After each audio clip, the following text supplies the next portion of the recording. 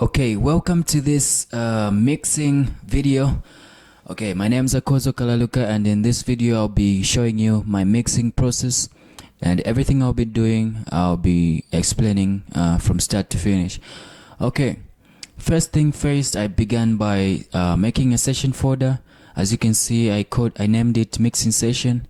Yeah, then secondly, okay, before I started anything, I started by listening to the track, just listening to it, analyzing its problems and all its shortcomings, and everything that I needed to add and subtract. I was just analyzing the whole project. Then I started off by arranging my tracks, naming my tracks. We have the drums, drum SFX, the organ 2, organ 3 lead. Then I started by just giving them a color just to stay organized, and then yeah, we can begin now. So the first thing I like to do when mixing is to start by gain staging, making sure that I achieve a balanced sound. So let me just put these things back in order. Okay, so let me start by gain staging. I'll mute some of the instruments like okay, I think I'll just leave the organs and the vocal.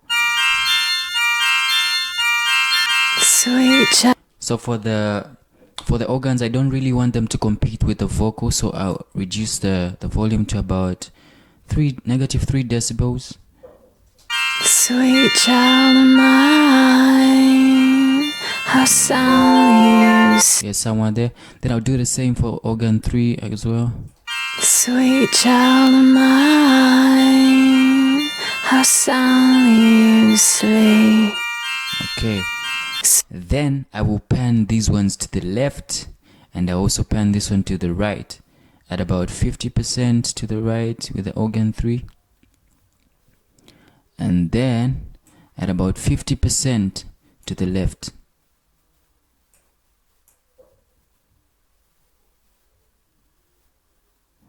Okay, somewhere there. All right, and then we'll move on to the other organ. So for this one, I'll just reduce it a little bit. -2 decibels is fine. Then I'll pan it to the right at about 30%. Okay. Okay, yeah, that's pretty much. Then I'll play the drums all together. I'll adjust the level of the drums just a little bit more.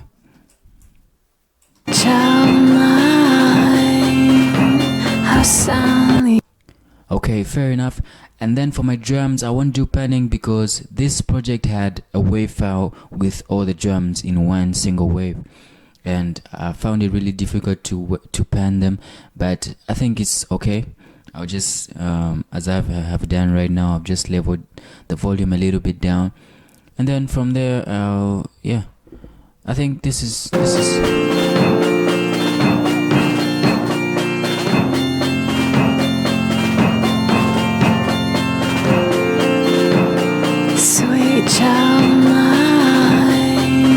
okay. I think that's pretty fine. We're getting there.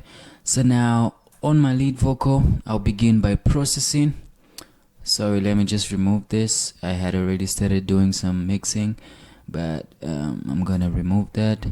So I added auto-tune, not because the singer was singing off, but just to make sure that the key is a little bit precise. And yeah, second thing I'll do is to add an equalizer. For my equalizer, I just did a low shelf just to remove a little bit of the rumble on the vocal. So I'm gonna highlight the vocal part just somewhere there. Alright, and then yeah. Oh, what a handsome head. Okay, just remove the little bit of the low end, and then I'll just cut a little bit of the low mids of the vocal. Yeah, just to remove that low mid muddy sound that is colliding with most of the instruments like the drums. Oh, what a handsome head you hold. Okay, and then I'll just brighten up the sound by lifting up this high shelf just to give it a little bit of brightness. Yeah, somewhere there about, I think this is about 1 decibel. Yeah, okay, let's hear. Oh, what a handsome head you hold. Nice. And then the other thing I will do is to add a compressor. Yeah, so with my compression I will just use an attack of about 5 milliseconds. And again, these are not precise measurements that you should take. These are just measurements that I feel have really worked for me, and I'll like adjust them to see what fits best. So, and then I'll have a release of about 400 milliseconds, somewhere there. Okay, and then I'll have a ratio of 4. That's okay. And then I'll start to use my threshold. Oh, what a handsome head you hold. Okay, somewhere there when it starts to compress, we can see it there. Oh, what a handsome head you hold. Okay, and then I'll mix a little bit of a dry signal just to give it a little bit of gain. Oh, what a handsome head you hold. Nice. And then I will move to my let's see, what can I add? I think I'm gonna add a gate. Yeah, okay, I'm gonna add a gate. Oh, what a handsome head you hold. Head, some head you.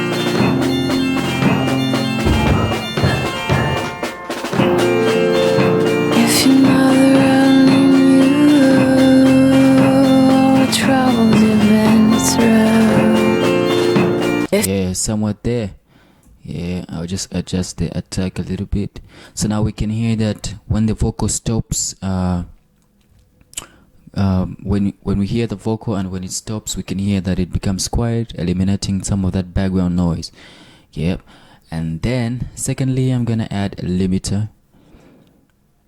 Yeah, where is my limiter? Excuse me. Okay. Yeah, so the reason I'm adding a limiter is just to create sort of a brick wall, just to make sure that we don't have outrageous peaks moving out randomly like. So I'm gonna just adjust my threshold. Oh, what a handsome head you hold. Yeah, adjust it like that. Oh, what a handsome head you hold. Head, what a.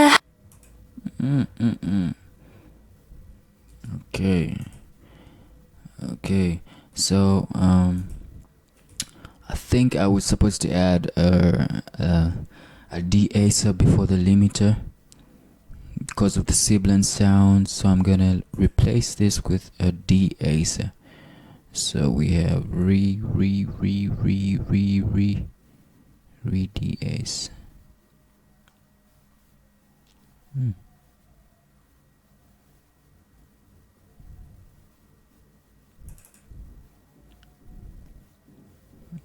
Not this. Okay, I don't seem to have a de-acer, so I'm gonna use an equalizer. Yeah, I'm gonna use an equalizer. EQ. So with this EQ, I'm gonna specifically use it on my sibilant vocals. So I'll create sort of a notch just to.